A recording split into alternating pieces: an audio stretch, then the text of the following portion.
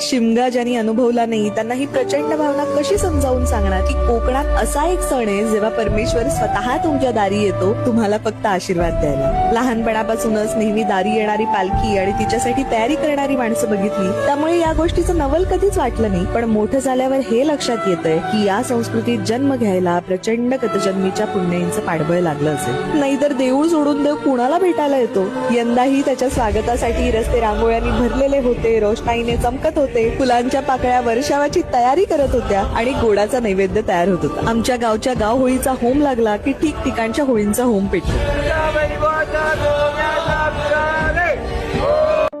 शिमगा ज्यांनी अनुभवला नाही त्यांना ही प्रचंड भावना कशी समजावून सांगणार की कोकणात असा एक सण आहे जेव्हा परमेश्वर स्वतः तुमच्या दारी येतो तुम्हाला फक्त आशीर्वाद द्यायला. लहानपणापासूनच नेहमी दारी येणारी पालखी आणि तिच्यासाठी तयारी करणारी माणसं बघितली त्यामुळे या गोष्टीचं नवल कधीच वाटलं नाही. पण मोठं झाल्यावर हे लक्षात येतंय की या संस्कृतीत जन्म घ्यायला प्रचंड गतजन्मीच्या पुण्यांचं पाठबळ लागलं असेल. नाहीतर देऊळ सोडून देव कुणाला भेटायला येतो. यंदाही त्याच्या स्वागतासाठी रस्ते रांगोळ्यांनी भरलेले होते, रोषणाईने चमकत होते, फुलांच्या पाकळ्या वर्षावाची तयारी करत होत्या आणि गोडाचा नैवेद्य तयार होत होता. आमच्या गावच्या गाव होळीचा होम लागला की ठिकठिकाणच्या होळींचा होम पेटतो.